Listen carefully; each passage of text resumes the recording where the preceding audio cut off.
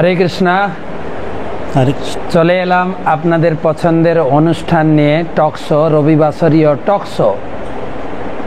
আমরা এখন রয়েছি বাংলাদেশ থেকে আপনাদের সঙ্গে যুক্ত হয়েছি টকশোতে, আপনাদের পছন্দের, যার জন্য আপনারা অপেক্ষা করে থাকেন। আজকে আলোচনা করব বাংলাদেশের কৃষ্ণ ভক্তির প্রচার, ইসকনের প্রচার। সারা বাংলাদেশের কৃষ্ণ ভক্তির প্রচারের প্রেক্ষাপটে ইসকনের অবস্থান কোথায়, এই নিয়ে আলোচনা করব। আমাদের স্টুডিওতে আছেন আজকে শ্রীবাদ জ্যোতিশ্বর গৌর প্রভু, হরে কৃষ্ণ, পুরো বাংলাদেশের ন্যাশনাল কমিটির কোষাধ্যক্ষ, ক্যাশিয়ার। ওনাকে আমরা পেয়েছি সঙ্গে আজকে স্টুডিওতে। সঙ্গে আছেন আমাদের পরম পূজ্য শ্রীশ্রীমৎ ভক্তি অদ্বৈত নবদ্বীপ স্বামী মহারাজ, হরি বল। এবং সঙ্গে আছেন আমাদের সারা বাংলাদেশের অভিভাবক শ্রীপাদ চারুচন্দ্র দাস ব্রহ্মচারী প্রভু, বা আমাদের কি বলে হবু সন্ন্যাসী, ভাবি সন্ন্যাসী। তো আমাদের এই আজকে টক শোতে অনেক বরিষ্ঠ এবং বাংলাদেশের কর্মকর্তা এসেছেন আমাদের স্টুডিওতে। আমি আলোচনা শুরু করার পূর্বে প্রথমেই আমি জ্যোতিশ্বর প্রভুকে অনুরোধ জানাই আমাদের নবদ্বীপ মহারাজ এবং চারুচন্দ্র প্রভুর একটু পরিচয় প্রদান করার জন্য। হরে কৃষ্ণ। ভক্তি অদ্বৈত নবদ্বীপ স্বামী মহারাজ, তিনি প্রথমে যোগদান করেছিলেন ওয়ারি মন্দিরে। আচ্ছা, কত সালে মহারাজ? কত সালে?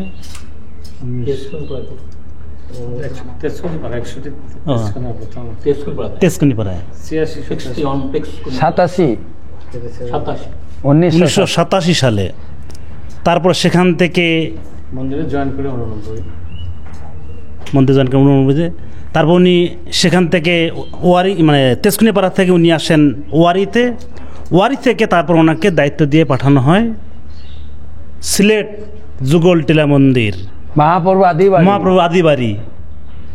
এবং তিনি সেই তখন থেকে আজ পর্যন্ত সেখানে দায়িত্ব পালন করে যাচ্ছেন। সেই সঙ্গে তিনি সিলেট বিভাগীয় সেক্রেটারি এবং ধাম উন্নয়ন কমিটির সভাপতি হিসাবেও বাংলাদেশে দায়িত্ব পালন করে যাচ্ছেন।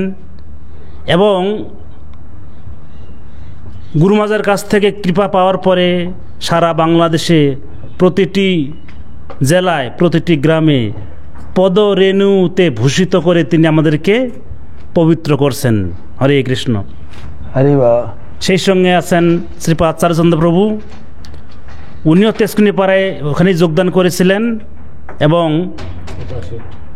85 সালে। এবং পুণ্ডরিক ধামে যখন ওনার দীক্ষা প্রদান হয়, ছিল জয়পদ স্বামী গুরুমাজ ওনাকে দীক্ষা প্রদান করেন, সেই দিনেই বলছেন, আমি আজকে তোমাকে দীক্ষা প্রদান করলাম এবং আজ থেকে তোমাকে তেজকুনিপাড়া ওয়ারি মন্দিরের দায়িত্ব তোমাকে দান করলাম। এবং আজ পর্যন্ত গুরুদেবের সেই নির্দেশ, সেই সেবা তিনি পালন করে চলছেন। সেই আমাদের 85 সাল থেকে চলতে গেলে, বলতে গেলে 2025 মানে প্রায় 45-40। দীক্ষা নিয়েছি 89 থেকে প্রেসিডেন্ট, বা 89 থেকে দীক্ষা এবং দায়িত্ব পেয়েছেন মন্দিরের। সে এই পর্যন্ত জীবন উৎসর্গ করেছেন। আপনাদের সামনে আমরা নিয়ে এসেছি, ওনারা কৃপা করে এসছেন আমাদের স্টুডিওতে। তো বাংলাদেশের ইসকনের প্রচার প্রসার কার্যকলাপ জানবো আমাদের আজকের এই রবিবাসরীয় টক শোতে। তো ধন্যবাদ। আমি আরেকটু বলি, এবং অনেকটা বলতে গেলে ছিল প্রভুপাদ যেমন ছিল জয়পদ স্বামী গুরু মহারাজকে সন্ন্যাস দীক্ষা পরবর্তী সময়ে ওনাকে জিবিস হিসেবে নির্বাচন করেছিলেন, তদবধি তিনি আজ পর্যন্ত জিবিস হিসেবে দায়িত্ব পালন করে আসছেন। ঠিক চারুচন্দ্র প্রভুও তখন থেকেই এই ওয়ারি স্বামীবাগ মন্দিরের অধ্যক্ষ হিসেবে দায়িত্ব পালন করছেন, সেই সঙ্গে বাংলাদেশের জেনারেল সেক্রেটারি হিসাবেও তিনি সেবা করে আছেন। এবং ভবিষ্যতে শ্রীল জগৎ হাসমি গুরু মহারাজের যদি বিশেষ কৃপা হয় তাহলে তিনি সন্ন্যাস আশ্রম গ্রহণ করেও সারা বাংলাদেশে আরও বেশি প্রসারকে বেগবান করার জন্য নিজের জীবনকে উৎসর্গ করে জীবনকে সার্থক করবেন। তিনি অলরেডি করছেন। প্রতিটি ওনার একটা বৈশিষ্ট্য আছে যে তিনি একদিনে 4-5টি জেলায় গিয়ে প্রোগ্রাম করেন, বিশেষ করে রথের সময়। এক দিনে মঙ্গলারতি এক মন্দিরে, সকালের পাঠ এক মন্দিরে, দুপুরবেলা এক মন্দিরে পাঠ এক জেলায় গিয়ে, তারপরে বিকেলে আরেক জেলায়, রাত্রের সময় আরেক জেলায়, আরেক মন্দিরে গিয়ে ঘুমান। এইরকম তো 4-5টা জেলায় গিয়ে উনি প্রচার করেন। এইরকম আমাদের শুনেছি আমাদের প্রভা বিষ্ণু মহারাজ, আমাদের বাংলাদেশের চন্দ্র, চারুচন্দ্র আছে বাংলাদেশের চন্দ্র। তো খুবই কৃতজ্ঞতা ব্যক্ত করে আমাদের স্টুডিওতে আজকে আপনি এসেছেন। তো আমি চারুচন্দ্র বাবুর কাছে একটু জানতে চাইব, আপনার দীর্ঘ জীবন, বাংলাদেশের এই প্রচার প্রকল্পে আপনি জীবন উৎসর্গ করেছেন। বাংলাদেশে ইসকনের ইতিহাস জানতে চাই, কিভাবে শুরু হলো এবং ধীরে ধীরে কিভাবে এই প্রচার এগিয়ে চলেছে। বাংলাদেশে কবে শুরু হয়েছে এই কার্যকলাপ এবং কিভাবে শুরু হলো? হরে কৃষ্ণ, ধন্যবাদ মহারাজ। তা আমি 85-এ যখন তেজকুনি পাড়াতে আসি, তখন আসলে আমি ইসকনে আসার জন্য আসিনি। আমি এসেছিলাম এখানে নিরামিষ খাওয়া যায় সেই জন্য আমি এসেছিলাম। হ্যাঁ, নিরামিষ খাওয়ার আপনার খুব আগ্রহ নাকি? নিরামিষ খাওয়া আগ্রহ না মহারাজ, আমি বাড়ি থাকতেই আমি ভেজিটেরিয়ান ছিলাম। আচ্ছা। তো ঢাকায় যখন আসি তখন ঢাকাতে কোথাও নিরামিষ খাওয়ার জায়গা আমি খুঁজে পাচ্ছিলাম না। হ্যাঁ, পেয়েছিলাম কিছু জায়গা, কিন্তু সেখানে যেমন রামকৃষ্ণ মিশনে সেখানে আমিষও চলতো, নিরামিষও চলতো। তারপরে জগৎবন্ধু মঠে আমি গিয়েছি, সেখানেও থেকেছি, সেখানেও দেখছি যে নিরামিষ খাওয়া যায় কিন্তু আমার মন ভরে না। তারপরে আমার এক বন্ধু বললেন যে তুই যদি ইসকনে যাস তাহলে ইসকনের নিরামিষ খুব ভালো। তখন আমি ইসকনে আসলাম তেজকুনি পাড়াতে। তা মন্দিরে ঢোকার গেটেই আমি দেখতে পেলাম কৃষ্ণ কীর্তন প্রভুকে। দেখেই আমার মনের ভাবটা এরকম ছিল যে যেখানে বাঘের ভয় সেখানে রাত পোহায়। কারণ আমাকে বাড়ি থেকে বলে দিয়েছিলেন আমার বাবা মা আত্মীয় স্বজনরা, ঢাকাতে যাচ্ছ কৃষ্ণ কীর্তনের সঙ্গে দেখা করবে না। মানে তখন ওনার বাড়ির নাম ছিল কালীপদ মণ্ডল। কালীপদ মণ্ডলের সঙ্গে দেখা করবে না, কারণ সে খ্রিস্টান হয়ে গেছে। তা আমি যখন ঢাকাতে ওই মন্দিরের গেটে প্রবেশ করছি তখন কৃষ্ণ কীর্তন প্রভু আমাকে দৌড়িয়ে এসে জড়িয়ে হচ্ছে যে আমার আগের নাম ছিল চণ্ডী। চণ্ডী, তুই এখানে এসেছিস, তুই ভালো আছিস তো? ঠিক আছে, এখানে প্রসাদ পেয়ে যাবি। তাহলে আমার তো দেখে আমার ভয় হয়ে গেছে যে যেখানে নিষেধ করলো কৃষ্ণ মানে কালীপদ মণ্ডলের সঙ্গে দেখা না করতে, আর আমি মন্দিরে ঢুকেই আমি ওনাকে দর্শন করলাম। আমি জানতাম না উনি এখানে থাকে, জানতাম না। তখন আমি ওই ঢুকছিলাম মন্দিরের ভিতরে, তখন রান্নাঘরে যা যে রান্নার কিচেনটা ছিল সেখানে রান্না হচ্ছিল। আর রান্না থেকে এত সেন্ট সুঘ্রাণ বেরোচ্ছিল, তা আমি কৃষ্ণ কীর্তনকে প্রভুকে বলছিলাম যে দাদা, উনি তো আমার আত্মীয়, আমি বললাম দাদা যে এই কিসের ঘ্রাণ, এত সুঘ্রাণ কিসের? বলে ওটা ভগবানের ভোগ রান্না হচ্ছে। তখন আমার মনে হচ্ছিল যে এই ভোগটা যখন কখন যে খেতে পারবো, তাই বলছি আমি কি এই ভোগ খেতে পারবো? আমি তখন ভোগ টোগ কি বুঝি না। তখন বলে হ্যাঁ, এটা ভগবানকে নিবেদন করা হবে, তারপরে আমরা একসঙ্গে পাবো, তুই দেরি করতাম, বস, তুই দেরি করে প্রসাদ পেয়ে যাবি। তখন আমি দেরি করলাম, ভগবানের ভোগ হলো, তারপরে দর্শনার্থী হলো, গুরু পূজা হলো। আমি দাঁড়িয়ে দাঁড়িয়ে দেখলাম। আর তখন পাঠ হলো, পাঠের পরে প্রসাদ। আর প্রসাদটা আমার এত ভালো লেগেছিল, আমি বললাম যে দাদা এত সুন্দর প্রসাদ, এত সুন্দর খিচুড়ি, অনেক খিচুড়ি ছিল। বলে আরে খিচুড়ি না, এটা তো মহাপ্রসাদ, গোবিন্দের অধরামৃত মহাপ্রসাদ, এটা প্রসাদ বলবি, খিচুড়ি বলবি না। আমি এত ভালো লেগেছিল, আমি তখন মনে ভাবছিলাম যে এখানে আমি থেকেই যাব, কারণ এখান থেকে আমি যাব না, এখানে থাকলে পেট ভরে তো ভগবানের মহাপ্রসাদ পাওয়া যাবে। এই জন্য আমি ভাবলাম যে আমি কৃষ্ণকীর্তন প্রভু খ্রিস্টান হোক যাই হোক, কিন্তু নিরামিষ তো খায়, তা আমি এখানে নিরামিষ খেতে পারবো, আমি এখানে থেকে যাব। তখন আমি ওখানে কৃষ্ণকীর্তন প্রভুকে বললাম যে এখানে কি থাকা যায় না? বলে আমি ঠিক আছে, প্রেসিডেন্টের সাথে কথা বলি। তখন কৃষ্ণকীর্তন প্রভু প্রেসিডেন্টের সঙ্গে কথা বললেন। তখন প্রেসিডেন্ট ছিলেন নিউজিল্যান্ডের রসিক দাস ব্রহ্মচারী। তা ওনাকে বললেন, বলে হ্যাঁ 1 সপ্তাহ আমি থাকতে দিতে পারি। তখন আমি 1 সপ্তাহ থাকলাম। 1 সপ্তাহের মধ্যে আমার প্ল্যান ছিল এটাই যে আমি যে করে হোক এখানে থাকবো, এই জন্য যত সেবা আমার করার প্রয়োজন আমি তত করব। তখন আমাদের মন্দিরে বেশি ভক্ত ছিল না, আমার 4-5 জন ভক্ত ছিল। সবসময় প্রচারেই থাকতো, মন্দিরে থাকতো সবসময় 2-3 জন। তা আমি রসিক প্রভু বাসন মাজতেন, তা আমি দেখে আমার খুব কষ্ট লাগলো যে উনি প্রেসিডেন্ট হয়ে বাসন মাজে, আমি ওই কাজটা করব। তা আমি রসিক প্রভুর অজান্তে ওই বাসন মাজতে শুরু করলাম। তখন বাসন মাজলাম, 2 দিন মেজেছি। তা রসিক প্রভু শুধু এসে বলে, আমার বাসনটা কে মাজলো? তখন আমি এমন সময় বাসন মাজতাম যাতে মন্দিরে কেউ নেই, এই সব বাসনগুলো মেজে ফেলতাম। আর একদিন আমাকে ধরে ফেলেছে, এই তুমি আমার সেবাটা করছো কেন? প্রভু, আপনি অকল্যান্ড ইউনিভার্সিটি থেকে 1st ক্লাস 2nd হয়েছেন, আপনি যদি বাসন মাজতে পারেন, আমি একজন গ্রামের মূর্খ ছেলে, আমি কেন বাসন মাজতে পারবো না? এই জন্য আপনার সেবাটা আমি করি প্রভু। তখন উনি বলেন, ঠিক আছে, আমি বুঝতে পারি তোমার সেবার প্রতি মনোভাব আছে, তা এই জন্য তুমি এখানে থেকে যাও, এখানে থেকে যাও। আর আমি তখন এত আনন্দ পেয়েছিলাম যে আমি ওখানে থাকলাম। তারপরের দিন আমাকে বলো, এখানে একটা দারোয়ানের ঘর আছে, এটা ব্যবহার হয় না, দারোয়ান তো আমাদের নেই, তা তুমি এই ঘরটাকে পরিষ্কার করে নাও, এখানে থেকে তুমি পড়াশোনা করবে, এখান থেকে তুমি ইউনিভার্সিটিতে যাবে, আর এখান থেকে তুমি প্রসাদ পাবে, আর আমাদের অ্যাকাউন্টসের দায়িত্ব, তুমি হিসাব নিকাশের দায়িত্বটা দাও। আর গোডাউনের বই গ্রন্থ আছে, এই গ্রন্থগুলো তুমি যারা গ্রন্থ প্রচার করতে যাবে তাকে তুমি হিসাব করে দেবে। তখন থেকে আমার সেই সেবা শুরু হলো এবং আমি সেখানে থাকলাম। তা আমি রসিক প্রভুর কাছ থেকে, এবং তখন চিটাগাংয়ের প্রেসিডেন্ট ছিলেন নিষ্ঠলা প্রভু, উনি ছিলেন আয়ারল্যান্ডের। আর ছিল কিরণনাশ প্রভু, উনি ছিলেন আমেরিকান। আর সর্বাক্ষ প্রভু ছিলেন উনিও ছিলেন লন্ডনের। তা আমাকে এত ভালোবাসতো সবাই, কারণ আমি মন্দিরের বাসন মাজা থেকে শুরু করে বাজার করতাম, অ্যাকাউন্টস দেখতাম, আর আমার পড়াশোনার কার্য আমি চালিয়ে যেতাম। তা আমাকে বলতো তুমি একটু জব করো। তা আমি জব করা শুরু করলাম, তারপরে মঙ্গলারত শুরু করলাম। তো এইভাবে আমাকে অত প্রেশার দিতেন না, কিন্তু আমাকে সব ফ্যাসিলিটি দিতেন।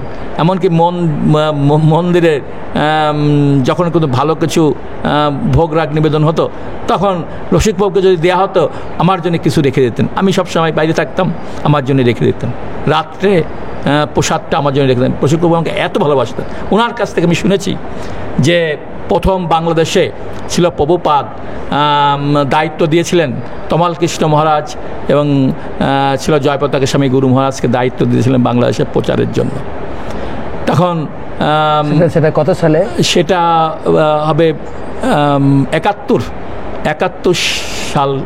সালে আসতে বলেছিলেন। তখন গুরু মহারাজ, এখন যিনি পোয়া বিষ্ণু প্রভু, তা ওনাকে পাঠিয়েছিলেন। উনি তখন মহারাজ ছিলেন। তা পোয়া বিষ্ণু প্রভুকে পাঠিয়েছিলেন 71 সালে। তখন যুদ্ধ শেষের দিকে শেষ হয়ে গেছে, স্বাধীন হয়েছে, কিন্তু বাংলাদেশের অবস্থা ভালো ছিল না। তখন উনি এসেছিলেন, এসে গৌড়ীয় মঠে উঠেছিলেন এবং একটা হোটেলে থেকেছিলেন, ওখানে প্রসাদ পেয়েছিলেন। তারপরে উনি আর প্রচার করতে পারেননি, উনি ফিরে চলে গেলেন মায়াপুরে। পরে ছিল জয়পতাকা স্বামী গুরু মহারাজ, উনি আসলেন 75 সালে। 75 সালে এসে ওই গৌড়ী মঠে উঠলেন এবং গৌড়ী মঠে প্রসাদ পেলেন। আর এখন যে আমাদের মন্দির আছে ওয়ারিতে, সেই ওয়ারি মন্দিরে রাধা গোবিন্দ মন্দির, ওখানে রাধা গোবিন্দ মন্দিরকে দর্শন করলেন এবং প্রসাদ পেলেন। তারপরে গুরু মহারাজ ওখানে এসে বাংলাদেশে প্রচার করার পরিবেশ পেলেন না, কারণ তখন বাংলাদেশে প্রচার করতে গেলেই পুলিশের ডিস্টার্ব করতো, বলতো এটা আমেরিকার গুপ্তচর, এরকম অনেক কিছু বলতো। যাই হোক, তারপরে গুরু মহারাজ পরে আবার আসলেন, পোয়া বিষ্ণু মহারাজ, গুরু মহারাজ উভয় আসলেন। এসে তারপর আমাদের কেবি রায় চৌধুরী নামে একজন, উনি পাকিস্তান আমলে পাকিস্তান সরকারের একজন উচ্চ পদস্থ জয়েন্ট সেক্রেটারি ছিলেন। উনি হিন্দুদের মধ্যে সবচেয়ে বড় অফিসার ছিলেন। ওনার সঙ্গে যোগাযোগ হলো। উনি বললেন ঠিক আছে, আমি ইসকনকে একটা জায়গা ব্যবস্থা করব। তখন উনি আমাদের তেজকুনি পাড়াতে একটা মুসলমানের বাড়ি, আলাদা বাড়ি, ওইটা ওনার ওই মুসলমানের বন্ধু ছিল, ওই কেবি রায় চৌধুরীর বন্ধুর বন্ধু। তখন উনি বললেন ঠিক আছে, আমি বিদেশিদের পছন্দ করি, বিদেশিকে ভাড়া দিলে আমি ওর সঙ্গে একটু কথাবার্তা বলতে পারবো। তখন উনি বাড়ি সাহেব, ওনার নাম ছিল বাড়ি সাহেব। তা বাড়ি সাহেব উনি নিজে আগ্রহ করে মাত্র ৩,০০০ টাকায় পুরা বাড়িটা, ১ বিঘার উপরে বাড়ি, এক বাড়ি পুরা বাড়িটা আমাদেরকে ভাড়া দিলেন। সেখানে সুন্দর একটা ফুল গাছ লাগা জায়গা ছিল, তারপর সুন্দর একটা কাঁঠাল গাছ ছিল। এটা তেজকুনি পাড়া। তখন উনি আমাদেরকে দিলেন, ওখানে আমরা আমাদের ইসকনের প্রচার কার্যক্রম শুরু। কিন্তু তখন ইসকনের নামে প্রচার হতো না, তখন চৈতন্য কালচারাল সোসাইটি চট্টগ্রামে যখন আমরা সেন্টার পেলাম, চট্টগ্রাম 1983 সালে যখন চট্টগ্রামে সেন্টার পেলাম আমরা 81 সালে চট্টগ্রামে গুরু মহারাজ গেলেন, ছিল জগন্নাথ স্বামী গুরু মহারাজ চট্টগ্রামে গেলেন।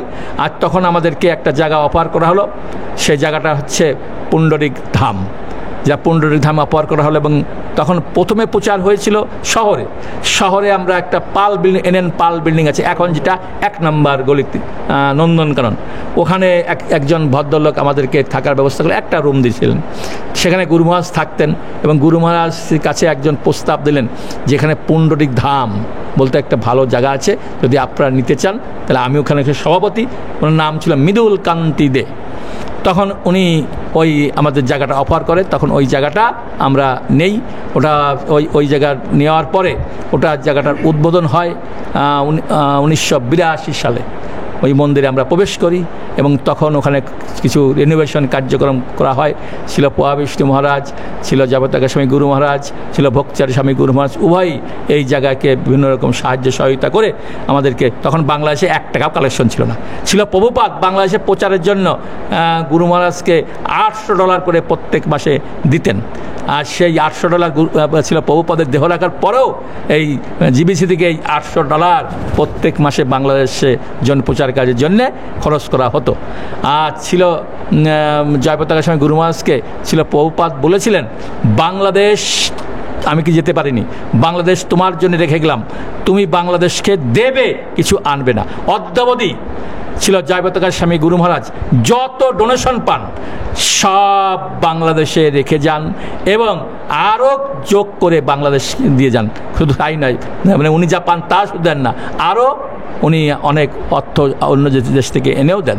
বাংলাদেশের যত প্রথম দিক থেকে যত প্রচারের জন্যে, যত মন্দির তৈরি করার জন্যে, যত মন্দির রেনোভেশন করার জন্যে যত টাকা লাগে ছিল জয়প্রতাপ স্বামী গুরু মহারাজ এবং ছিল পোয়া বিষ্ণু স্বামী গুরু মহারাজ এবং ভক্তচারী স্বামী গুরু মহারাজও যুক্ত দিতেন। এবং লাস্ট বছরের শেষে যে আমরা বই বিক্রি করতাম, বই বিক্রি করে আমাদের বই আনতাম, বই বিক্রি করে প্রত্যেক মন্দিরে বাকি বই দিতাম। আর শেষ পর্যন্ত ছিল ভক্তচারী স্বামী মহারাজকে গুরু মহারাজ এবং পোয়া বিষ্ণু মহারাজ বলতেন যে তুমি এই টাকাটা পরিশোধ করে দাও। ভক্তচারী মহারাজ কয়েক বছর এই টাকা পরিশোধ করছেন, অনেক টাকা পরিশোধ করছেন। চারচন্দ্রবাবু, একটা কথা আপনাকে জিজ্ঞাসা করি, আপনি আমাদের গুরু মহারাজ পরম পূজ্য শ্রী শ্রীমৎ জয়প্রতাপ স্বামী গুরু মহারাজের কথা বললেন, প্রভুপাদ আদেশ দিয়ে গেছেন। তো আমি শুনেছি ছিল জয়প্রতাপ স্বামী গুরু মহারাজ এই বাংলাদেশকে খুব ভালোবাসেন, আর বাংলাদেশের খাবার, বাংলাদেশের লোকজন, আমি শুনেছি নাকি যে প্রভুপাদ বলেছেন তুমি যদি বাংলাদেশ প্রচার করতে চাও তোমাকে 2টো জিনিস শিখতে হবে, বাংলা ভাষা শিখতে হবে, বাংলা খাবার খেতে অভ্যস্ত হতে হবে। তো গুরু মহারাজ এই 2টো খুব সহজেই আয়ত্ত করেছিলেন। সেই সম্বন্ধে একটু জানতে চাই। গুরু মহারাজ বাংলার খাবার কিভাবে পছন্দ করে? গুরু মহারাজ হ্যাঁ, হংসদূত মহারাজ ছিলেন। সেই হংসদূত মহারাজকে প্রপাত বলেছিলেন বাংলাদেশে ফেটি গুড়ি পছন্দ করে, তা এই জন্য হংসদূত মহারাজ তুমি বাংলাদেশে যাবে। কিন্তু ওই কথা গুরু মহারাজ শুনেছিলেন, তা গুরু মহারাজ যে দায়িত্ব পেলেন আবার ওই কথাটাও চিন্তা করলেন। তাই জন্যে বাংলাদেশে যখন গুরু মহারাজ আসতেন তখন সবাই এয়ারপোর্টে গুরু মহারাজ দিকে তাকিয়ে থাকতেন, আর গুরু মহারাজ সবার লাস্টে এয়ারপোর্ট থেকে বেরোতেন, আর লাস্টে বেরোতেন আর গুরু মহারাজ বলতেন কোথাও যে বাংলায় কথা বলতেন, আর সবাই বলতো আপনি বাংলা জানেন, এই হয়ে গেল। এখন গুরু মহারাজকে ঘিরে চারিদিকে সবাই, গুরু মহারাজ বাংলা বলতেন না, সবাই বলে আপনি বাংলা জানেন। আর গুরু মহারাজ বাংলাদেশের খাবার এত পছন্দ করতেন, প্রসাদ এত পছন্দ করতেন, এখনও করেন, কিন্তু এখন খেতে পারেন না, খেতে দেয় না, ভক্তরা খেতে দেয় না। তা গুরু মহারাজ বলতেন জানো চারুচন্দ্র, বাংলাদেশ হলো 3 time lunch, no breakfast, no dinner, 3 time only lunch. Guru Maharaj যেখানে যেতেন সেখানে 50, 60, 80, 100 রকম রান্না করে গুরু মহারাজের সামনে দিতেন। আর গুরু মহারাজ ওই প্রত্যেকের আইটেম থেকে কিছু কিছু খেতেন। আর বলতেন যে অনেকে যখন ওনার ডায়াবেটিস হয় তখন মহাবীর প্রভু বলে না না গুরু মহারাজ তো খেতে পারবেন না। তো গুরু মহারাজ বলতেন দেখো আমার শিষ্যরা এত কষ্ট করে রান্না করে নিয়ে আসছেন, আমি যদি একটু না খাই তাহলে তোরা দুঃখ পাবে, এই জন্য আমাকে একটু একটু দাও। তা গুরু মহারাজ কাঁঠাল খুব পছন্দ করতেন, আম খুব পছন্দ করতেন, লিচু পছন্দ করতেন। গুরু মহারাজের সব পছন্দ, যা গুরু মহারাজ কি যা বাংলাদেশের বলে, বাংলাদেশের লোকেরা প্রেমসে রান্না করে, এই জন্য এদের সব আইটেমগুলো খুব সুস্বাদু হয়। গুরু মহারাজ মোচা ঘন্ট, তারপরে মানচাকি, নিম্ব পটল, ঝিঙে পোস্ত, এই যে কি পছন্দ করতেন গুরু মহারাজ। তা গুরু মহারাজ বাংলাদেশে আসলেই খুব প্রসাদ খুব আস্বাদন করতেন। এবং ভক্তরাও আমি পুণ্ডরীধামে দেখেছি যে অনেক ভক্তর সঙ্গে একসঙ্গে বসতেন আর গুরু মহারাজ সেই প্রসাদ আস্বাদন করতেন। এটা গুরু মহারাজ বাঙালি খাবার খুব পছন্দ করতেন, এই জন্যে উনি বাংলা ভাষা শিখেছিলেন। বাঙালিদের মনোভাব বুঝে যে বাংলা ভাষা যদি আমি শিখি তাহলে বাঙালিদের কাছে আসতে পারবো, এই জন্য গুরু মহারাজ বাংলা ভাষা শিখে বাংলায় অনর্গল লেকচার দিয়ে আলোচনা করে বাঙালিদের মন জয় করে ফেলেছিলেন গুরু মহারাজ। এখনও আমি দেখেছি বাংলাদেশে যখন গুরু মহারাজ প্রথমের দিকে তো দেখিনি, আমি দেখেছি ধরুন 92, 93, 91, সে বিশাল চেহারার মানুষ ছিলেন, মাথায় পাগড়ি বাঁধতেন, হাতে একটা লাঠি থাকতো, এই বড় ঝাম্প নিয়ে সমাবেত ভক্তের মাঝখানে যখন কীর্তন করতেন, ঘুরতেন, নৃত্য করতেন, সবাই হতবাক হয়ে তাকিয়ে থাকতেন যে একজন আমেরিকান লোক, বিদেশি লোক, লম্বা চড়, এত বড় লোক সাধারণত দেখা যায় না। আর ঘন্টার পর ঘন্টা বাংলায়, শুদ্ধ বাংলা, শুদ্ধ বাংলা, আমরাও এত গুছিয়ে বলতে পারি, অনেক ক্লাস আমি শুনেছি শুদ্ধ বাংলা। আর বাংলা বলতে বলতে তিনি একদম মানে ভাবে মগ্ন হয়ে চোখ বন্ধ করে হরি কথা বলতেন, গৌর কথা বলতেন, সবার কাছে খুব আকর্ষণীয়। এইভাবে ধীরে ধীরে ইস্কনের প্রচার বাংলাদেশে অনেক বৃদ্ধিপ্রাপ্ত হয়েছে। আমি জ্যোতিশ্বর গৌরপ্রভুর কাছে যাব। তো জ্যোতিশ্বর গৌরপ্রভু, এখন বাংলাদেশ অনেকগুলো বিভাগ, অনেকগুলো জেলা, কতগুলো মন্দির। আপনি তো পুরো বাংলাদেশের ন্যাশনাল কমিটির কোষাধ্যক্ষ, টাকা পয়সার হিসাব রক্ষক। এই প্রসার ধীরে ধীরে এত বৃদ্ধিপ্রাপ্ত হয়েছে, আমাদের কি প্রত্যেকটি বিভাগে আমাদের ইস্কন ভক্ত, ইস্কন মন্দির রয়েছে। আপনি যদি একটু রিপোর্ট প্রদান করেন, কতগুলো বিভাগ, কতগুলো জেলা, সব জেলাতে সব মিলিয়ে কত মন্দির আছে? হরে কৃষ্ণ। আমাদের বাংলাদেশে সরকার যেভাবে বাংলাদেশের কার্যক্রমকে সুপরিকল্পিতভাবে পরিচালনা করার জন্য যেভাবে ব্যবস্থাপনা করেছেন, ঠিক ইস্কনও আমরা ঠিক ওইভাবে করেছি। বাংলাদেশে আমরা 8টি বিভাগে ভাগ করেছি। প্রতিটি বিভাগে একজন করে বিভাগীয় প্রধান আছেন, বিভাগীয় সেক্রেটারি, সেক্রেটারি আছেন 2 জন, এবং কোনো সেক্রেটারি কোনো বিভাগে যদি কোনো কারণে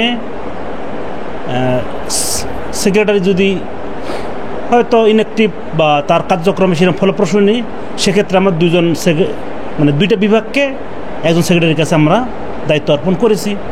তো সেই হিসাবে আমাদের বাংলাদেশে এখন যদিও 127খানা সেন্টার আছে, 127খানা সেন্টার আছে, তো তার মধ্যে পরিপূর্ণরূপে ইসকন মন্দিরের কার্যক্রম চলছে এই ধরেন 64-70 মতো আর কি, পুরোপুরি মন্দিরের কার্যক্রম। অন্যান্যগুলোর নামহট্টের আকারে কার্যক্রম চলছে।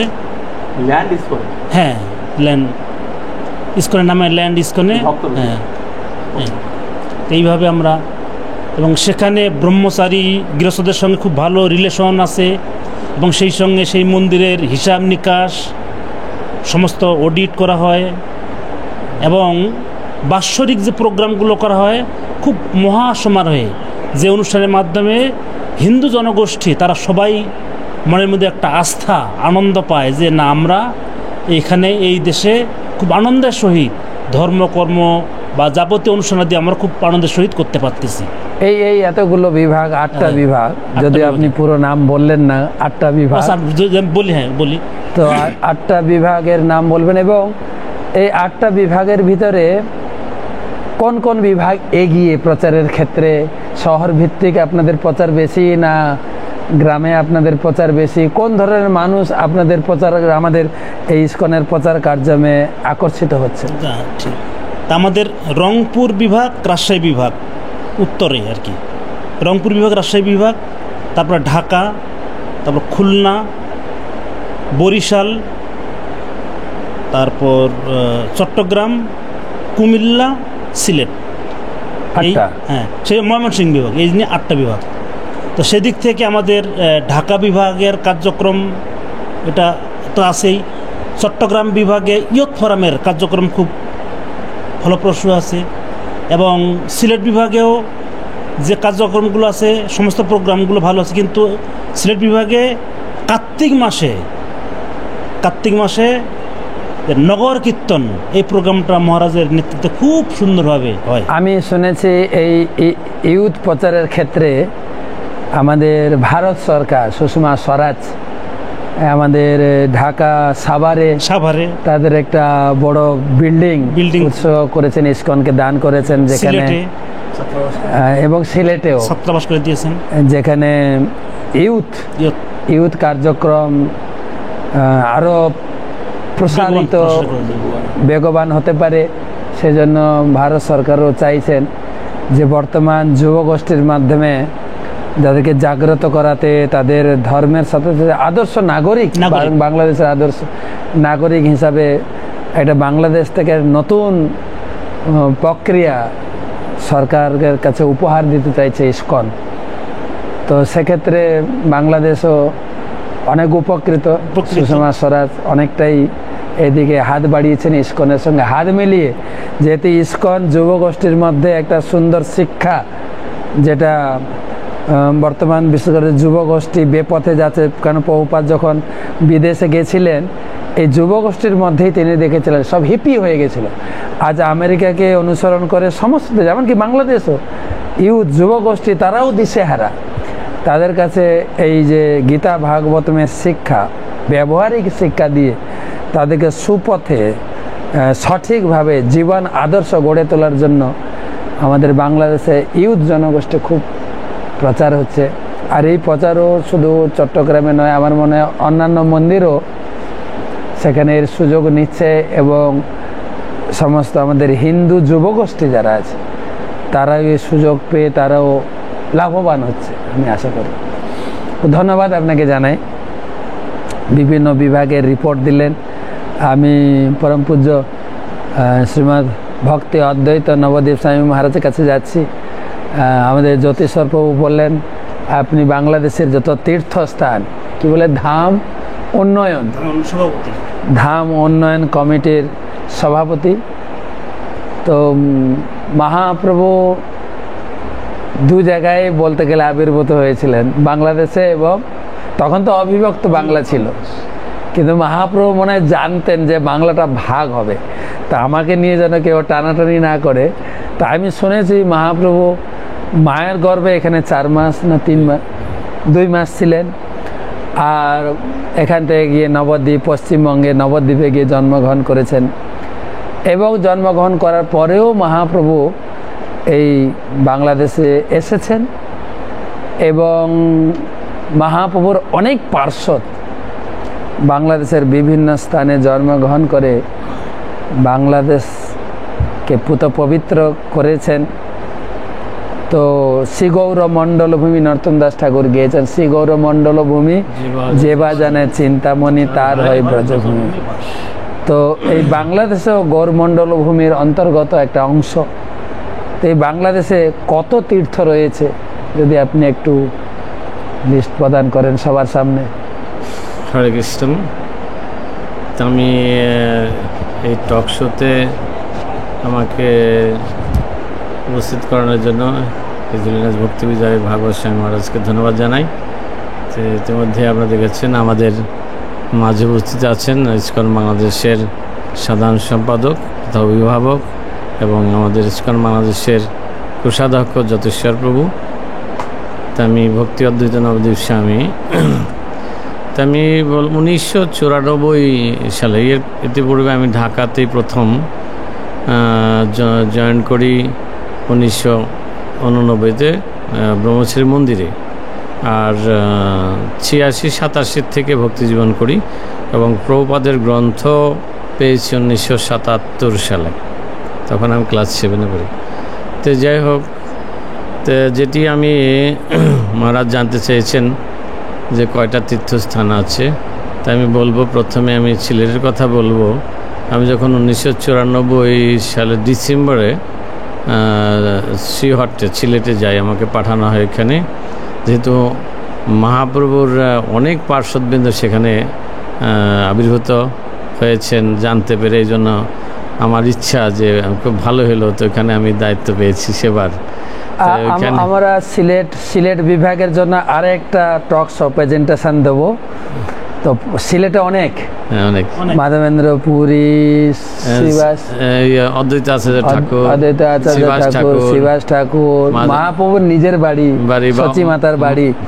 তো টক শোতে একটা স্পেশাল সিলেট থেকে প্রেজেন্টেশন দেবো। শিবানন্দ টোটাল বাংলাদেশের একটা ঝলক অ্যাকচুয়ালি আমার মনে হয় এখন আমার ওইরকম ডাটা কালেকশন নাই, তবে আমি যেটা আইডিয়া করেছি যে এই বাংলাদেশে মহাপ্রভুর যে পার্শ্বদবৃন্দ আবির্ভূত হয়েছেন, বাংলাদেশ না সারা পৃথিবীতে, বিশেষ করে ভারতবর্ষে এবং বাংলাদেশে, তার মধ্যে 65 to 70% এই বাংলাদেশে আবির্ভূত হয়েছে। 70%, শতকরা 70%। আপনারা জানেন যে সিলেটের নামগুলো শুনলেন, মাধবেন্দ্র পুরীপাদ যেখানে ভক্তি শুরু, অদ্বৈত আচার্য ঠাকুর, শিবাস ঠাকুর, মুরারি গুপ্ত সেন, শিবানন্দ, সচী মাতা, জগন্নাথ মিশ্র, নীলাম্বর চক্রবর্তী সহ সিলেটে আবির্ভূত হয়েছেন।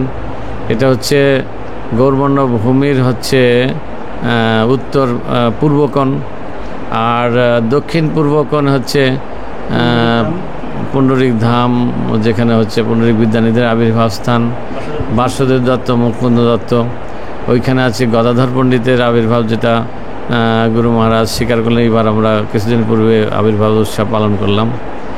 তারপরে ওইদিকে উত্তরবঙ্গে আছে খেতুরি ধাম, নরোত্তম দাস ঠাকুরের আবির্ভাব স্থান। তারপরে এখানে বেনাব বলে বাংলাদেশের এই পারে হরিদাস ঠাকুরের যেখানে ভজন করতেন, যেখানে লক্ষ হীরাকে কৃপাদান করেছিলেন যিনি না ওইখানে আরও যেখানে ওনার হরিদাস ঠাকুরের জন্মস্থান হচ্ছে বুরুন গ্রাম, বর্তমান বাংলাদেশ সাতক্ষীরা ডিস্ট্রিক্ট। আর এখানে যেখানে আমরা যে বরিশাল বা এখানে পটুয়াখালী আসছি, এখানে যেখানে বসে আছি পাশেই ধরতে গেলে রূপ সনাতনের বাকলা চন্দ্রদ্বীপে, যদিও এই স্থানটা এখনও আমরা আয়ত্ত করতে পারি নাই।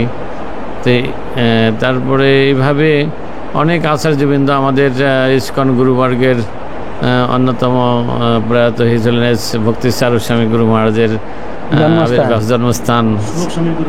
সেবক স্বামী ছিল সেবক স্বামী গুরু মহারাজ, এবং গৌরাঙ্গ গৌরাঙ্গ প্রেম স্বামী মহারাজ। তাছাড়া আচার্য গৌর কিশোর দাস বাবাজি মহারাজ, জগন্নাথ দাস বাবাজি যিনি সিদ্ধ বাবা, জগন্নাথ দাস বাবাজি, বংশীদাস বাবাজি, এইভাবে আমার যতটুকু মনে পড়ছে। আরো আছে, আরো আমাদের কালাকৃষ্ণ দাস, কালাকৃষ্ণ ঠাকুর যে মহাপ্রভুর সঙ্গে গেছিলেন, ওনার আবির্ভাব স্থান। তো এইভাবে বাসু ঘোষ,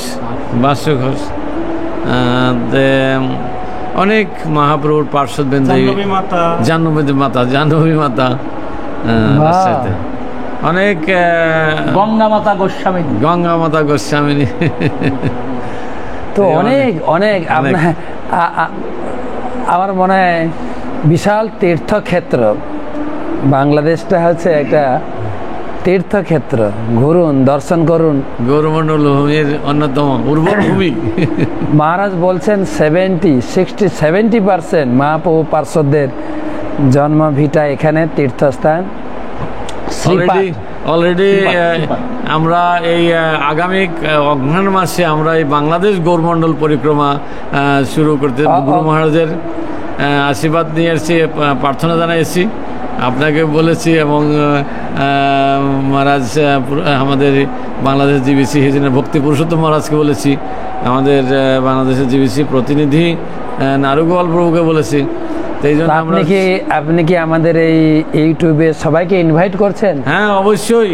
আপনারা এই প্রথম এই বাংলাদেশ অগ্রহায়ণ না, ইংরেজি মাসটা বলে দিন। কি মাসটা বলে? অগ্রহায়ণ নভেম্বর। বছরবার শেষে ওই সময় না শীত না গরম, শীতের শুরু, এবং বিশেষ করে ওই সময়টা আবহাওয়া ভালো। আমরা যেহেতু কার্তিক পূর্ণিমা শেষ হয়ে যাবে, মানে কার্তিক মাস, তারপরে আপনাদের পুরী পরিক্রমা শেষ হবে, তারপর এই জন্য আমাদের সুবর্ণ সুযোগ। আপনারা যারা অনলাইনে আছেন এই টক শোতে, বিশেষ করে মায়াপুর টিভিতে টক শোতে থাকেন, আপনাদেরকেও নিমন্ত্রণ। আপনারা প্রথম, আমি অনেক মহারাজকে আমরা নিয়ে প্রথম শুরু করতে চাই, তো এটা একটা আনন্দ হয়। বেশি না, 12 থেকে 15 দিন এটার মধ্যে হয়ে যাবে। মহারাজ আপনাদের নেমন্ত্রণ দিয়েছেন, আমন্ত্রণ না কিন্তু। নেমন্ত্রণের ভিতরে ভাগ আছে। আমন্ত্রণ মানে আপনি আসবেন, দর্শন করে চলে যাবে। নেমন্ত্রণ মানে আপনি প্রসাদও পাবেন, থাকবেন, প্রসাদ পাবেন, বা নেমন্ত্রণ দিয়েছেন। আর একটা ভালো কথা বলেছেন মহারাজ, আপনি নবদ্বীপ পরিক্রমা, বৃন্দাবন পরিক্রমা হেঁটে করতে হয়। মহারাজ আপনাদের গাড়িতে, বাসে, ট্রেনে, আর এই লাক্সারি বাস। আমাদের এখানে এত সুন্দর সুন্দর বাস, আমার মনে হয় ভারতেও এত সুন্দর বাস নেই। আপনারা শুধু ভারতরা যে যেখানে আছেন, আপনারা যারা শুনছেন, অনেকেই বাংলাদেশের লোক এদিকে শুনছেন। আপনাদের কাছে ওইটা নতুন খবর শুরু হচ্ছে এবছর আমাদের বাংলাদেশ গৌরমণ্ডল পরিক্রমা। তা আপনারা এখন থেকে পরিকল্পনা করুন, ডায়েরিতে আপনি একদম ডেট রিজার্ভ করে টিকিট কাটুন। পরে আপনারা জানতে চাইলে আমরা ডেটটা জানিয়ে, পাসপোর্ট ভিসা রেডি করুন। হ্যাঁ, তো সব রেডি করে আমরা স্পন্সরও দেব। স্পন্সরও দেবেন এখান থেকে। যারা ভিসা পাবেন না, এখানকার লেটার চাইলে লেটারও আপনাকে দেওয়া হবে। বাংলাদেশ ভ্রমণ করে যান। আমাদের বলা যায় শ্রীশ্রীমৎ জয়প্রকাশ স্বামী গুরু মহারাজের যত শিষ্য আছে, 50%-এর বেশি শিষ্য হচ্ছে এই বাংলাদেশে। এখন 35,000-এরও বেশি আছে। বাংলাদেশের ভক্তরা 37,000 ভক্ত আছে গুরু মহারাজ দীক্ষিত। শ্রীশ্রীমৎ জয়প্রকাশ স্বামী গুরু মহারাজ খুব ভালোবাসেন। সেই সঙ্গে আমাদের পরম পূজ্য শ্রীশ্রীমৎ ভক্তিচারী স্বামী গুরু মহারাজ, শ্রীশ্রীমৎ সুভক স্বামী গুরু মহারাজ, তাদেরও প্রচুর শিষ্য, প্রচুর। এক একটা সভাতে এত ভক্ত থাকেন। আর বাংলাদেশের আতিথ্য, আমি শুনেছি দুবাই থেকে লোক এসছেন, আমেরিকা থেকে এসছেন, তাদের যেভাবে আপনারা আতিথ্য দিয়েছেন, এই যে বললেন 60 পদ 70 পদ, 3 বেলাই, আমাদের চারচন্দ্রবাবু বললেন 3 বেলাই লাঞ্চ। বাংলাদেশে ডিনার নাই আর ব্রেকফাস্টও নাই, 3 বেলাই ভরপুর 56 ভোগের প্রসাদ খাবেন। ভেরি সাধারণ রান্না, সিম্পল রান্না, শাক পাতার রান্না, যেটা খেলে মনে থাকবে। আর প্রভু আরেকটা কথা বলেছেন, প্রেম দিয়ে রান্না করেন বাংলাদেশ, প্রেম দিয়ে, প্রেম সেটিং করে, প্রেম সে রান্না করেন। তো আপনাদের অবশ্যই বাংলাদেশ আসতে হবে, বাংলাদেশে একবারও ঘুরে যাবেন। অস্ট্রেলিয়া থেকে আসছেন 120-25 জন ভক্ত ডিসেম্বরে, এই বছর আসছেন। অস্ট্রেলিয়া থেকে অলরেডি বুকিং করেছেন 130, প্রায় 150 জন লোক আসছেন। তো আপনাদেরও বিভিন্ন জায়গায় যাত্রা অনুযায়ী আপনার রেডি করেন 20 জন 50 জন, আসুন বাংলাদেশে বিভিন্ন মন্দির ঘুরবেন। আর এক একটা মন্দিরে কি সুন্দর বিগ্রহ, আমাদের যশোরে শ্রী শ্রী রাধা মদন মোহন, মন জুড়িয়ে যায়। আমার মদন মোহন দেখলে মনে হয় যেন বৃন্দাবনে আমাদের ইস্কন রাধা শ্যামসুন্দর দর্শন করছি, একদম অভিন্ন। সিলেটের রাধা মাধব, তারপরে সিলেটের রাধা মাধব, মায়াপুরে ছোট বিগ্রহ ছিল, এখন বড় বিগ্রহ এসে গেছেন, একদম রাধা মাধবের কি বলে যে কপি কপি। আর কপি তো ওটা তো মহাপ্রভুর দুটো বাড়ি, মহাপ্রভুর দুটো বাড়ি। আমি সিলেটে গেলে ওখানে আপনাদেরকে ছবি দেখাবো এবং সিলেটে বসে আপনাদের টক শো করাবো, সিলেটে কি কি আছে। এবং মহারাজ ওখানেই থাকেন, মহারাজ তার ওই স্থানে বসে ওইখানকার যে সুগন্ধ ফ্লেভার ওখান থেকে দেবেন। আমি আর এখান থেকে নিতে চাইছি না, একদম পুরো সিলেট থেকে। তারপরে আপনার পুণ্ডরিক ধামে কি বলে শ্রী রাধা ভার্স ভানবী মুরারি, গুরু মহারাজের নিজের হাতে, নিজে গুরু মহারাজের প্রাণ বিগ্রহ, প্রাণধন তিনি নিজে প্রতিষ্ঠা করেছেন। আর গুরু মহারাজ বলেন ওইটা হচ্ছে বিশ্বভানু রাজার বাড়ি, অভিন্ন বর্ষনা ধাম। ওখানে রাধাকুণ্ড, শ্যামকুণ্ড আছে, অভূতপূর্ব। তমাল, তারপরে কদম্ব, গিরি গোবর্ধন। আমাকে অনুভব হয় যে আমি বৃন্দাবনে এসে গেছি, সুন্দর বৃন্দাবন। মানে এই বাংলাদেশে এত ধাম রয়েছে, এত সম্পদ রয়েছে, ভক্তদের জন্য একটা অভূতপূর্ব জায়গা। যারা এসেছেন এসব জায়গা, সব জায়গায় দর্শন করেননি, এখন সব জায়গায় প্রায় আমাদের মন্দির হয়ে যাচ্ছে। আমাদের একটা ছোট্ট শেয়ার করতে চাই আমার অনুভূতি যে এইভাবে বিভিন্ন দেশ থেকে যখন পর্যটক আসবেন, বিশেষ করে বাংলাদেশে ভ্রমণ করবেন, তখন এই বাংলাদেশ সরকারের প্রতি বিশেষ করে ইসকনে আরও নজর কেড়ে নেবে এবং বিশেষ করে এই ধামগুলিও সরকারের মাধ্যমে উন্নতি বিধান করবে। তখন প্রত্নতাত্ত্বিক, হ্যাঁ, প্রত্নতাত্ত্বিক বিভাগ, পর্যটন বিভাগ, হ্যাঁ, এই দেশেও তখন এই বিশেষ করে সরকারিভাবে ধামগুলো উন্নতি হবে। খুব ভালো ভালো। তো অনেক জায়গায় একবার একটা রবিবারে আর কত শুনবেন, আপনাকে আসতে হবে। আর বিভিন্ন জায়গায় মন্দির রয়েছে, মন্দিরে থাকবেন। তো আমি চারচন্দ্রপুর কাছে আরেকটা জিনিস জানতে চাইবো, আমাদের বাংলাদেশে বিভিন্ন উৎসব অনুষ্ঠানের যে আড়ম্বর পরিকাঠামো ব্যবস্থা, বিশেষ করে আমাদের প্রভুপাদ চালু করেছেন। আমাদের উৎসব অনুষ্ঠানের মধ্যে একটা মুখ্য উৎসব হচ্ছে রথযাত্রা, যেটা প্রচার প্রসার, বহু নতুন লোককে সুযোগ দেওয়া হয় রথ ট্রেনে। প্রভুপাদ এটার মাধ্যমে বহু প্রচার বাড়িয়েছেন সারা বিশ্বে, এবং ইসকনের রথযাত্রা মানে সারা বিশ্বের একটা গ্রিনিজ বুকেও নাম রয়েছে ইসকনের রথযাত্রা, যেখানে আমেরিকা বড় বড় শহরে, বিশেষ করে 5th অ্যাভিনিউ, নিউ ইয়র্ক, প্রভু আপনি তো আমেরিকায় গেছেন, সে আর ভালো বলতে পারবে, সেখানেও রথযাত্রা একটা মান পেয়েছে। সমস্ত র্যালি বন্ধ হয়ে গেছে, কিন্তু ইসকনের রথযাত্রা অব্যাহত রয়েছে। তো এই রথযাত্রা আড়ম্বরতা বাংলাদেশের প্রেক্ষাপটে আপনার কাছ থেকে একটা মেসেজ চাইছি, যে রথযাত্রার অনুষ্ঠানের একটু যদি কি বলা যায়, পরিসংখ্যান, কতগুলো রথযাত্রা হচ্ছে, কিভাবে রথযাত্রা, কত লোক অংশগ্রহণ করেন, সেটার একটা। ধন্যবাদ মহারাজ আপনাকে। তো বাংলাদেশের রথযাত্রা হচ্ছে এখন সবচাইতে বড় মহোৎসব, রথযাত্রা মহোৎসব। এখন আমি বলবো রথযাত্রা মহোৎসব। আমার মনে হয় পুরীর পরে মনে হয়, হ্যাঁ, পুরী আমি যদি লোক হিসাবে গণনা করি, তাতে পুরীতে সবচেয়ে বেশি ভক্ত সমাগম হয়, মানে এই রথযাত্রা সমাগম হয়। আর তারপরেই হচ্ছে ঢাকার স্থান। ঢাকাতেও প্রায় লক্ষ লক্ষ লক্ষ লক্ষ ভক্তের আগমন ঘটে। আমি একবার ছিলাম, যেন জনস্রোত জনস্রোত চলছে। আর ঢাকার রথযাত্রা একটা হয়, প্রথম থেকে শুরু হয় এবং শেষ পর্যন্ত সবাই থাকে, পুরো লক্ষাধিক লোক সবসময় রথের সঙ্গে থাকে এবং আশেপাশের লক্ষ লক্ষ লোক দাঁড়িয়ে থাকে, কি হিন্দু কি মুসলমান সবাই দাঁড়িয়ে থেকে জগন্নাথকে দর্শন করেন এবং জগন্নাথের মহাপ্রসাদ তারা সংগ্রহ করেন। বিভিন্ন রকম ফল, আম, কলা, লিচু, কাঁঠাল, যত কিছু আছে সব ফল। একটু অ্যাড করি, আমার মনে হয় পুরীতে যে 3খানা রথ হয়, ঢাকাতেও 3খানা রথ হয়। এবং শুধু ঢাকাতে নয়, একই সঙ্গে সারা বাংলাদেশে প্রায় 128টা রথযাত্রা একসঙ্গে টান হয় এবং প্রত্যেক ডিস্ট্রিক্টে ইসকনের মাধ্যমেই রথযাত্রা অনুষ্ঠিত হয় এবং একই সময়, এবং এই 3টা থেকে 3:30টার মধ্যে সব জায়গাতেই রথের টান হয়। এবং এটাই হচ্ছে বাংলাদেশের এখন সবচাইতে বড় উৎসব। আগে জন্মাষ্টমী উৎসব আমরা বড় করে পালন করতাম, এখন জন্মাষ্টমী উৎসব ছাড়িয়ে গেছে।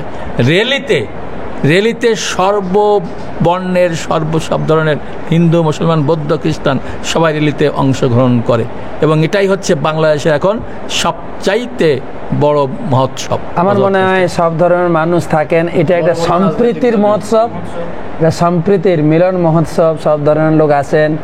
জগন্নাথ তিনি তো সকলের নাথ, জগতের নাথ, কেন হিন্দু নাথ না তো সনাতন নাথ, তাই সকলকে আকর্ষণ করে এই র্যালিতে নিয়ে আসেন এবং প্রচুর পরিমাণে প্রসাদ বিতরণ। শুধু তাই না, আমি রথযাত্রা থেকে উল্টো রথ পর্যন্ত বাংলাদেশেই কাটাই। সেক্ষেত্রে আরেকটা দেখেছি, প্রতিদিন মাসির বাড়িতে যে ম্যাগাজিন অনুষ্ঠান, সে সম্বন্ধে যদি কিছু বলেন। ম্যাগাজিন প্রতিদিন কি অনুষ্ঠান করে? প্রত্যেক দিন আমাদের এই রথযাত্রার যে রথ প্রথম দিকে আমরা টেনে নিয়ে যাই মাসির বাড়িতে, তা সেখানে 8 দিন অবস্থান করে এবং প্রত্যেক দিন আমাদের প্যাকড আপ প্রোগ্রাম থাকে।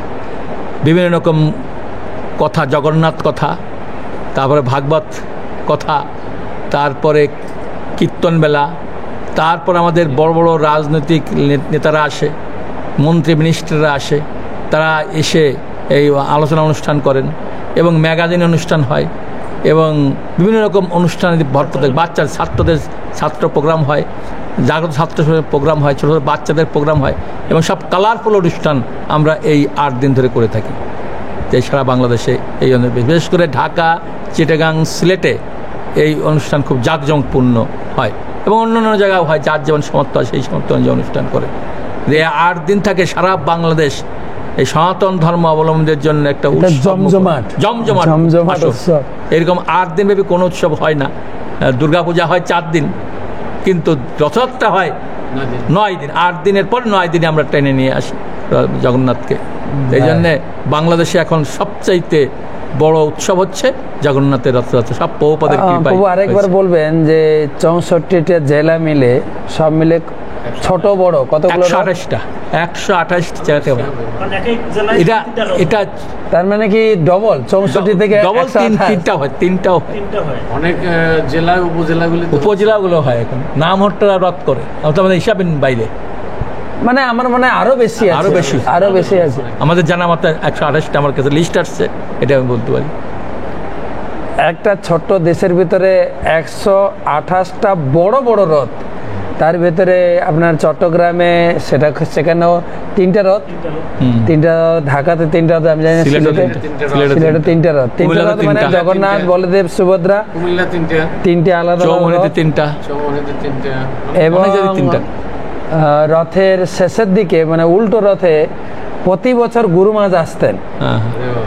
তিনি উল্টো রথে কুমিল্লাতে এবং ঢাকাতে, এই জন্য গুরু মহারাজ একটু আগে পিছেও করে দিয়েছেন। কুমিল্লার উল্টো রথ একদিন আগে হবে আর ঢাকা এরকম একটা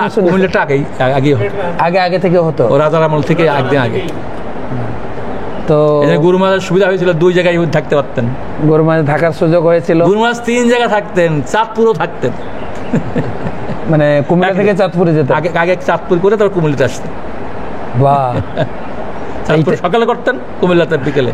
আমার মনে হয় এটা একটা বড় খবর, হ্যাঁ, প্রায় 128 না প্রায় 150-200 রথ একসঙ্গে টান পড়ে, একসঙ্গে শঙ্খ বাজে, একসঙ্গে জয় জগন্নাথ বলে জয় জগন্নাথ, জয় বলদেব, জয় সুভদ্রা মহারানী, এই উলুধ্বনি, শঙ্খধ্বনি, হরিধ্বনির মাধ্যমে সারা বাংলাদেশের একটা সম্প্রীতির উৎসব।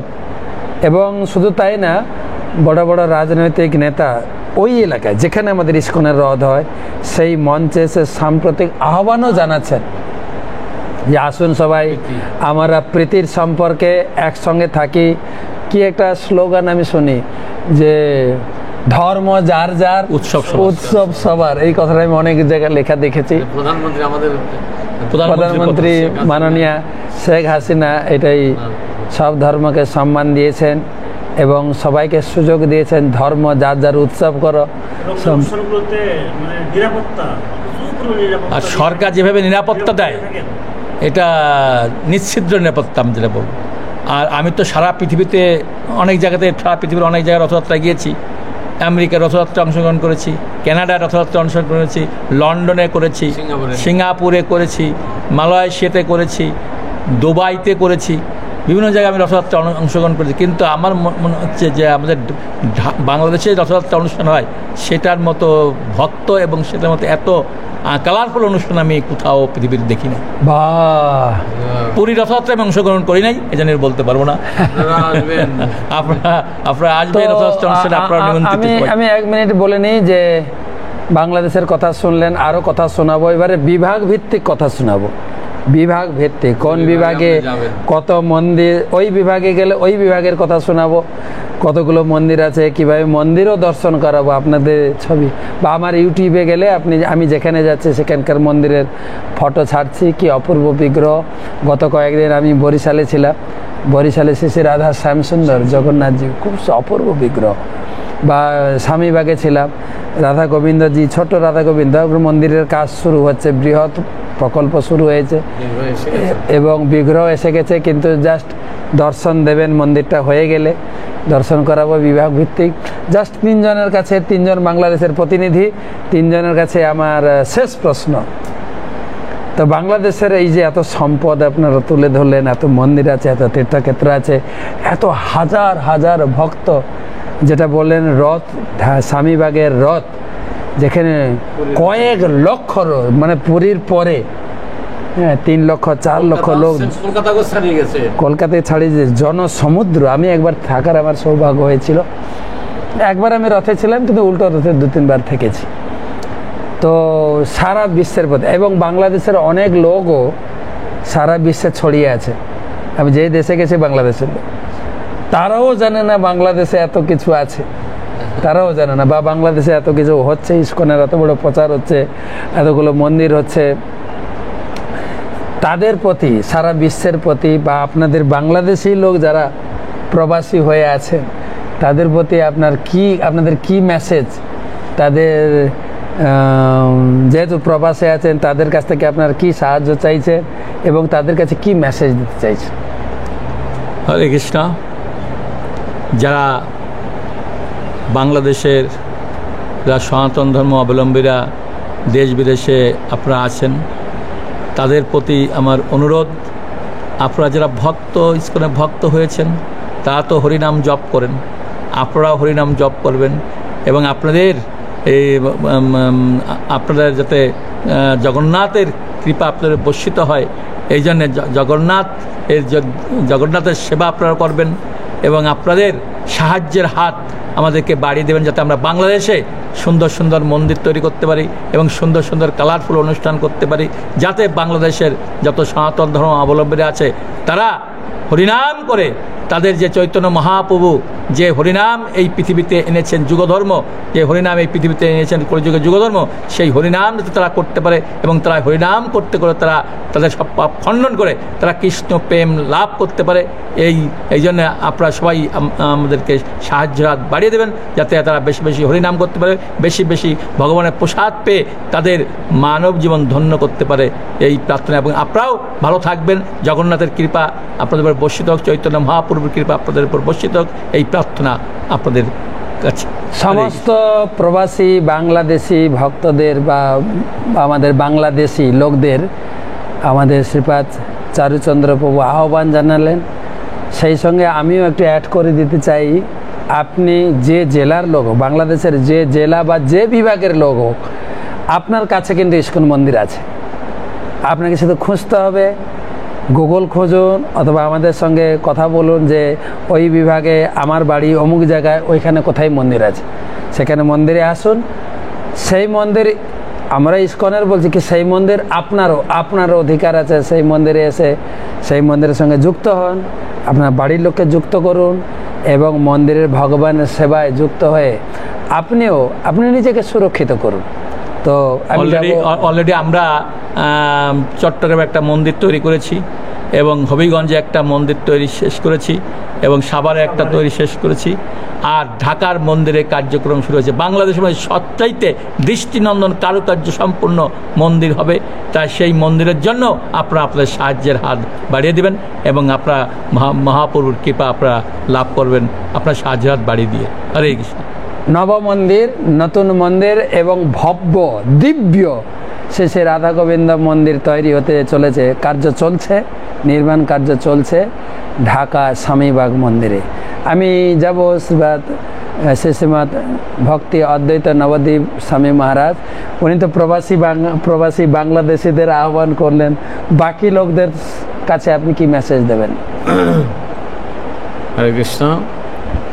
আমি যেহেতু শ্রীহট্ট থাকি, সারা বাংলাদেশে প্রচার করলেও গুরু মহারাজের দায়িত্ব দিয়েছেন এই শ্রীহট্ট বা সিলেট, বর্তমান যার নাম সিলেট।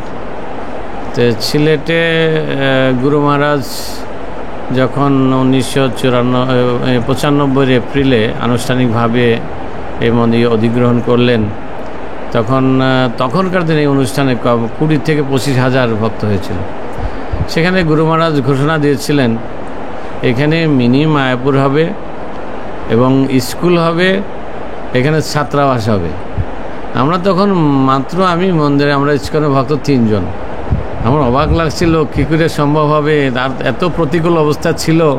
যখন আমরা 3 জন গিয়েছি, না বুঝতাম ভাষা, আর বিশেষ করে প্রচুর পরিমাণে বৃষ্টি হতো। এখন একটু বৃষ্টি কমছে, আমি কী করে প্রচার করব, আর ভাষা বুঝতে পারি না বেশি, কিতাবা বালা আছে নি তা মানে বুঝতে পারি না, সিলেটি ভাষা বুঝতে পারি না, কী করে প্রচার করব।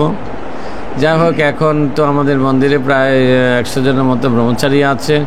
তার বিশেষ করে গুরু মহারাজ যে ভবিষ্যৎবাণী করেছিলেন ওটা বাস্তবায়ন হয়েছে। আমাদের একটা ভক্তি বেদান্ত ইন্টারন্যাশনাল স্কুল চালু হয়েছে, বিশেষ করে মাত্র এই লকডাউনের মধ্যে, কিন্তু এখন এটা সুনামধন্য স্কুল হিসাবে পরিণত হয়েছে। এখানে 34 জন এবার বৃত্তি পেয়েছে এবং 34 জন 70টা কিন্ডারগার্টেন স্কুলের মধ্যে ফার্স্ট হয়েছে। এবং বিশেষ করে গুরু মহারাজ যে এটা দৃষ্টিনন্দন একটা ছাত্রাবাস হবে, যেটা মহারাজ ইতিমধ্যে করলেন যে ভারতীয় হাই কমিশনার মাধ্যমে এবং পররাষ্ট্রমন্ত্রী ভারতের সুষমা স্বরাজ মহোদয়া যখন ছিলেন দায়িত্বে, ওনার ইয়েতে। আর এখানে বাংলাদেশ তখন high commissioner, Indian high commissioner ছিলেন হচ্ছে সিংলা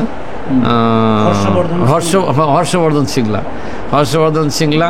তো ওনার নেতৃত্বে উনি এখন মনে হয় আমেরিকান রাষ্ট্রদূত, এখন রিটায়ার চলে গেছে। যাই হোক, ওনার মাধ্যমে এই একটা ছাত্রাবাস G+4 মানে 5 তলা ছাত্রাবাস হয়েছে। এখন 150 ছাত্র বর্তমানে আছে। তা ওইটা 8 তলা হবে, ওটা পরবর্তীতে করবেন আশা করি। এটা 8 তলা হলে আরও বেশি ছাত্র থাকতে পারবে। তো এখন বর্তমান 150 জন ছাত্র আছে। তো সেই জন্য মহাত্মারা যেগুলো গুরু মহারাজ ভবিষ্যৎবাণী করেছেন হবে, আমরাও মন্দিরে ডিজাইন করেছি এবং অনেকগুলো ডিজাইন দিয়েছি।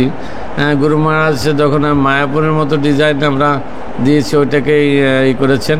তো আমরাও যেহেতু অনেক প্রতিকূলতার মধ্যে ছিলাম, অনেক জমি যেহেতু শহরে অনেক ব্যয়বহুল জমি বেদখল ছিল, ওগুলো উদ্ধার করতে অনেক ব্যয় হয়েছে। তা আমরাও কাজ আমরা শুরু করবো। ডিজাইন ফাইনাল প্ল্যান পাস হয়েছে already আপনারা সবকিছু। অপেক্ষা করুন, সামনে রোববার সিলেটে কি কার্যক্রম দেখাবো। জাস্ট আমি জানতে চাইছি, আমি একদম শেষ করতে হবে, আমাদের টাইম আপ, আচ্ছা। শেষ করতে হবে। আমাদের জ্যোতিষর গৌরপ্রভু হ্যাঁ, বল। যে প্রশ্নটা আমি মহারাজকে করেছিলাম, সারা বিশ্বকে আপনি কি মেসেজ দেবেন? তারা কি বাংলাদেশে আসুক, দর্শন করুক, বা তারা যদি আসে কি ফ্যাসিলিটি রয়েছে আপনাদের? হরে কৃষ্ণ। তো আপনারা যারা সবাই এই অনলাইনে যুক্ত হয়েছেন, সবাইকে আহ্বান জানাবো এইভাবে যে আমরা প্রতিটি মন্দিরে কিছু হলো আবাসন ব্যবস্থা আমরা করেছি কৃষ্ণের ইচ্ছা। হ্যাঁ, সমস্ত মন্দিরে, চট্টগ্রাম বলেন, সিলেট বলেন, কুমিল্লা বলেন, খুলনা বলেন, সব জায়গায় আমরা কিছু কিছু আবাসন আমরা তৈরি করেছি। আপনারা এখানে আসলে আপনাদের আবাসন ব্যবস্থা আমরা করতে পারবো। এবং সেই সঙ্গে আপনাদের যে সহযোগিতা, এই সহযোগিতার মাধ্যমে আমরা একটি কাজ, এই বিশেষ করে আধ্যাত্মিক চেতনার বিষয়টা আমরা করছি, সেই সঙ্গে সোশ্যাল ওয়ার্ক। যেমন আমরা চাই সবাই মিলে যদি আমাদেরকে সহযোগিতা করেন, তাহলে আমরা এই যে যুব সমাজ বা মানব সমাজ, তারা যেন এই কালচারের সঙ্গে সম্পৃক্ত হতে পারে এবং তারা ধ্বংসের দিকে যেন না যায়, এই বিষয়টা আপনাদেরকে আমরা মানে ভরসা দিতে পারি। যদি আপনারা আমাদের সঙ্গে যুক্ত থাকেন, তাহলে কি হবে, তারা মন্দিরে আসবে, বিশেষ করে ছাত্রদের, শিশু বয়সের, তাদেরকে আমরা আধ্যাত্মিক শিক্ষা দিচ্ছি, বিশেষ করে গানের শিক্ষা, চিত্রাঙ্কন, এই শিক্ষা দিয়ে তাদেরকে আমরা মানবিক ডেভেলপ করছি। সেই সঙ্গে ইয়তদেরকেও আমরা এই ধ্বংসাত্মক পথ থেকে আমরা সুরক্ষা প্রদান করছি, সহযোগিতা করছি। এবং সেই সঙ্গে বিভিন্ন রিটায়ার্ড পারসন বা মধ্যবয়সী, তারাও যেন সুষ্ঠুভাবে জীবনযাপন করতে পারে, ধর্ম পালন করতে পারে, ধর্মচর্চা করতে পারে, সেই বিষয়ে আমরা শিক্ষা দিচ্ছি। তার মানে সমস্ত রকম ব্যবস্থাপনা আমাদের এখানে আছে। আপনারা যদি যে অবস্থানে থেকে আছেন, হয়তো কেউ চাকরি, কেউ ব্যবসা, কেউ দেশে বিদেশে যেখানে আছেন, আমাদের হাত শক্ত করলে আমরা সামাজিকভাবে, মানসিকভাবে, সব রকমভাবে আমরা সহযোগিতা করে এই আধ্যাত্মিক জীবন, মানবিক জীবন, সমস্ত জীবনকে আমরা সমৃদ্ধ করে আপনাদেরকে একটি সুষ্ঠু সমাজ উপহার দিতে পারবো বলে আমরা আশা করছি। আপনাদের সবাইকে ধন্যবাদ। অসংখ্য অসংখ্য ধন্যবাদ জ্যোতিষর গৌরপ্রভু এবং আমাদের স্টুডিওতে যারা ছিলেন আজকে। তো আমরা এখানে সমাপ্ত করব বাংলাদেশের প্রচার, ইসকনে বাংলাদেশের অবস্থান, সেই সম্বন্ধে আমরা শুনলাম একটা ঝলক। সারা বাংলাদেশে আমাদের কি কার্যকলাপ চলছে, প্রভুপাদের প্রচার, প্রভুপাদের গ্রন্থ প্রচার, এবং একদম ছোট থেকে, যেটা লাস্ট বক্তা বললেন জ্যোতিষর গৌরপ্রভু, একদম শিশু থেকে কিভাবে গড়ে তুলছে আমরা যুবক এবং প্রত্যেকটি গৃহস্থ ব্যক্তি সুখী পরিবার আনন্দপূর্ণ জীবন ডিল করবে এই জীবনে, পরবর্তী জীবনে পাপ মুক্ত জীবন, সেই গাইড আমরা দিচ্ছি। এবং সারা বিশ্বকে আহ্বান জানালেন, আপনারা আসুন, বাংলাদেশে ঘুরে যান, তীর্থস্থান দর্শন করুন। বাংলাদেশের প্রত্যেকটি শহরে আমরা আছি, আপনাদের সেবা যত্ন, থাকার ব্যবস্থা, প্রসাদের ব্যবস্থাও করতে পারি। সঙ্গে থাকবেন। আগামী রোববার সিলেটে নিয়ে যাব। প্রপার সিলেটে আপনি কি দেখবেন, সিলেটে কি সম্পদ রয়েছেন। সিলেটে আমরা জানি শ্রীহট্ট জেলা, বাংলাদেশের শ্রীহট্ট হচ্ছেন মহাপ্রভুর আদি বাড়ি, সেখানে নিয়ে যাব। চোখ রাখবেন মায়াপুর টিভিতে এবং বাংলাদেশের মায়াপুর টকশো, মায়াপুর টিভি টকশোতে থাকবেন। প্রতি রবিবার আমাদের সঙ্গে যুক্ত থাকবেন। নতুন নতুন কথা, নতুন নতুন সন্ধান, নতুন নতুন দিশাতে আমরা আপনাদের নিয়ে যাব। ভালো থাকবেন, সুস্থ থাকবেন, সুরক্ষিত থাকবেন। হরে কৃষ্ণ হরে কৃষ্ণ কৃষ্ণ কৃষ্ণ হরে হরে, হরে রাম রাম রাম রাম হরে।